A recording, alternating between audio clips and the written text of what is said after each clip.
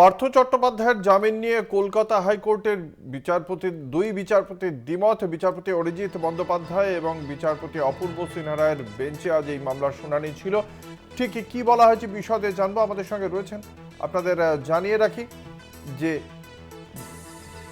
2022 সালের 23শে জুলাই নিয়োগ দুর্নীতি মামলায় গ্রেপ্তার করা হয় পার্থ চট্টোপাধ্যায়কে এবং তার সঙ্গে প্রাথমিক শিক্ষা পর্ষদের আরও বেশ কয়েকজন আধিকারিককেও গ্রেপ্তার করেছিল কেন্দ্রীয় তদন্তকারী সংস্থা। এবং সেই মামলারই জন্য একাধিকবার জামিনের আবেদন জানিয়েছেন পার্থ চট্টোপাধ্যায়। কলকাতা হাইকোর্ট এবং সুপ্রিম কোর্টে তার জামিনের আবেদন নাকচও করা হয়। আজকে গত এপ্রিলে তার জামিনের মামলা নাকচ হয়েছিল। এই মুহূর্তে আমরা সরাসরি চলে যাব, আমাদের সঙ্গে রয়েছেন আমাদের প্রতিনিধি পীযূষ কান্তি নাগ। সরাসরি চলে যাব পীযূষের কাছে। পীযূষ, বিশদে জানতে চাইবো আজ আদালতে এই বিষয়ে ঠিক কি হলো, কি বললেন দুই বিচারপতি? দেখো, আমাদের রয়েছেন ফিরদৌস শামীম, তিনি এই মামলার প্রথম মামলা করেছিলেন বিচারপতি অভিজিৎ গাঙ্গুলির এজলাসে। ফিরদৌস, আজকে যে নির্দেশ হলো সেই নির্দেশে তোমার প্রতিক্রিয়া? দেখুন, আজকের শুধু নির্দেশ নয়, নিরন্তর যে কয়েকটি নির্দেশ হয়েছে সেই সম্পর্কে প্রতিক্রিয়া হচ্ছে যে তদন্তকারী সংস্থা তাদের যে কাজটি করা উচিত ছিল সেই কাজগুলো ঠিকভাবে করা হচ্ছে না বলে আমার এখন মনে হচ্ছে। তার দুটি কারণ। একটার পর একটা যেখানে দেখা যাচ্ছে যে অবৈধ নিয়োগ হয়েছে, অবৈধ নিয়োগের সাথে পয়সা একত্রীভূত হয়েছে। মন্ত্রীর বান্ধবীর বাড়িতে খাটের নিচে 52 কোটি তার এমনি এমনি সঞ্চিত হয়নি, এবং নিশ্চিতভাবে মন্ত্রীর বান্ধবীর বাড়িতে কোনো কাউন্টার ছিল না যে লোকে গিয়ে তাহলে এই যে রুটটা, এটা তদন্ত করার জন্য তো তদন্তকারী সংস্থা। তাহলে তদন্তকারী সংস্থা কেমন তদন্ত করছে যে মানিক ভট্টাচার্য বেল পেয়ে যাচ্ছে, কুন্তল বেল পেয়ে যাচ্ছে, এবং এই যে ধরুন বেল এটা দেওয়া হয় কেন, যে কেস ডায়েরি, সেই কেস ডায়েরি যেটা আদালতে তদন্ত ব্যবস্থা তৈরি করেন তার উপর ভিত্তি করে এবং বিধিবদ্ধ যে আইন রয়েছে তার উপর ভিত্তি করে। বর্তমানে যে বিধিবদ্ধ যে আইন রয়েছে, যেমন ধরুন রাজ্য সরকার দিচ্ছে না, তাহলে কনসেপ্ট দিলে করা উচিত তদন্তকারী সংস্থা না দেয় তাহলে করতে জানেন না, সবটাই জানেন, করছেন না কেন? যদি সেটা না করেন তাহলে প্রশ্ন উঠে যাবে, তাহলে আপনাদের করার আদৌ আগ্রহ রয়েছে নাকি আগ্রহ নেই। এই প্রশ্নগুলো উঠবে এবং এই প্রশ্নগুলো ফেস করতে হবে তদন্তকারী সংস্থাকে। সেন্ট্রাল এজেন্সি যে এই যে বারবার বিভিন্ন মামলা এজেন্সি তদন্ত করা হোক, এখন দেখা যাচ্ছে যে বেশিরভাগ মামলাতেই কিন্তু সেন্ট্রাল এজেন্সি ট্রায়াল শুরু করতে পারছে না। এই ব্যাপারটা কি? তাহলে এই যে মামলায় আবেদন করে লাভটা কি? না, তার আপনি দেখুন, রাজ্য সরকার মনে হয় যে ওই পার্থ চট্টোপাধ্যায়ের বান্ধবীর বাড়ি থেকে 52 কোটি টাকা উদ্ধার করতে পার্থ চট্টোপাধ্যায় জেলে যেত? কোনোদিন না, এটা হতোই না। যেটুকু হয়েছে সেটুকু হতোই না। ফলে খুব স্বাভাবিকভাবেই যে হয়েছে সেটুকু হতোই না, কিন্তু যেটা হওয়া উচিত ছিল না অবাঞ্ছনীয় জিনিস। অঙ্কুর, পীযূষ, তুমি আমাদের সঙ্গে থাকো। আপনার দর্শকদের জানিয়ে রাখি, নিয়োগ দুর্নীতির মামলায় জামিন পাওয়ার সিদ্ধান্ত আজ জানানো হলো, কিন্তু এক্ষেত্রে পার্থ চট্টোপাধ্যায় সহ 5 জনের ক্ষেত্রে দুই বিচারপতি ভিন্নমত পোষণ করেছেন। কিন্তু অন্যদিকে ইডির মামলায় জামিন পেয়ে গিয়েছেন, নিয়োগ দুর্নীতিতেই ইডির মামলায় জামিন পেয়ে গিয়েছেন কুন্তল ঘোষ। শর্ত সাপেক্ষে জামিন দেওয়া হয়েছে আজ কলকাতা হাইকোর্টের পক্ষ থেকে। তাকে পাসপোর্ট জমা রাখতে হবে, 10 লক্ষ টাকার ব্যক্তিগত বন্ডে জামিন মঞ্জুর হয়েছে।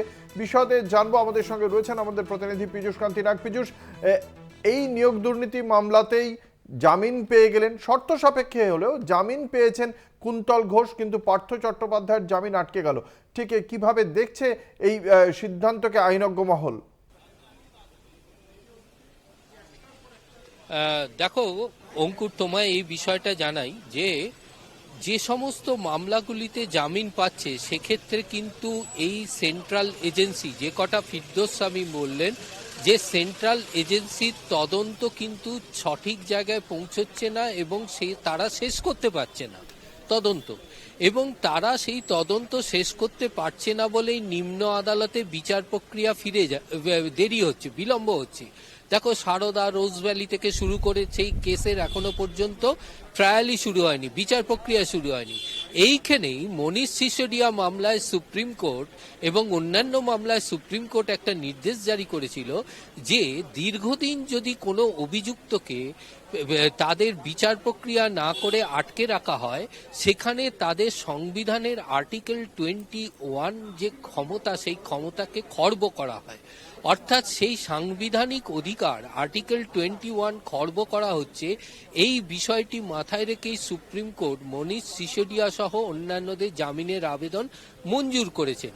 ঠিক সেই রায়কেই রিলেটেড ভাবে ধরে এনে কলকাতা হাইকোর্ট কিন্তু ওই জায়গাতেই কিন্তু পরিষ্কারভাবে জানিয়ে দিচ্ছে যে যেভাবে সিবিআই বা এনফোর্সমেন্ট ডাইরেক্টরেট তদন্ত করছে, তাতে বিচার প্রক্রিয়া তারা এখনো শুরু করতে পারেনি। এখনো পর্যন্ত দেখা যাচ্ছে কেউ 1 বছর, কেউ 2 বছর, কেউ তারও অধিক সময় জেল হেফাজতে রয়েছে। অর্থাৎ দীর্ঘদিন ধরে এই অভিযুক্তদেরকে কিন্তু আটকে রাখা হয়েছে এবং এই অভিযুক্তরা কিন্তু যে সাংবিধানিক অধিকার, তা সেই সাংবিধানিক অধিকার তাদের খর্ব হচ্ছে। প্রত্যেকটা রায়তেই কিন্তু বিচারপতিরা উল্লেখ করছেন সেই আর্টিকেল 21 এর কথা। অর্থাৎ এই আর্টিকেল 21 দিয়েই কিন্তু তারা জামিন পাচ্ছেন।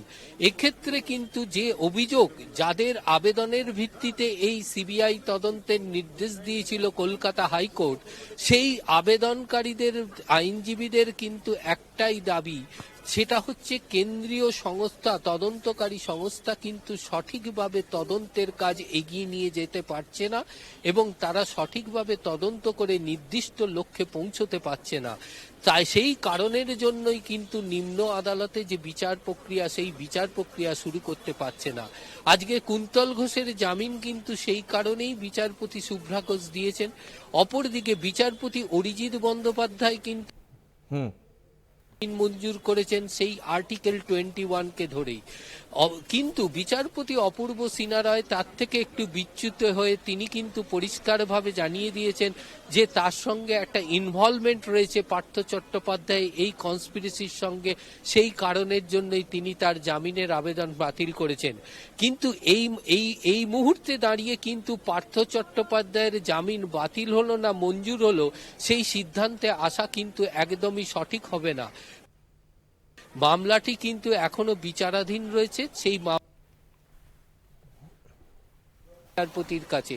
সেই তৃতীয় বিচারপতির সিদ্ধান্তের ওপরেই নির্ভর করবে পার্থ চট্টোপাধ্যায়ের জামিনের ভবিষ্যৎ। অর্থাৎ এক্ষেত্রে কুন্তল ঘোষের জামিনের, এনফোর্সমেন্ট ডাইরেক্টরেটের জামিনের আবেদন মঞ্জুর হলেও পার্থ চট্টোপাধ্যায়ের জামিনের আবেদনের বিষয়টি কিন্তু সম্পূর্ণ এখনো পর্যন্ত ঝুলে রইল কলকাতা হাইকোর্টের ওপরেই। অঙ্কুর, ধন্যবাদ। আমাদের সঙ্গে ছিলেন আমাদের প্রতিনিধি পীযূষ কান্তি নাগ।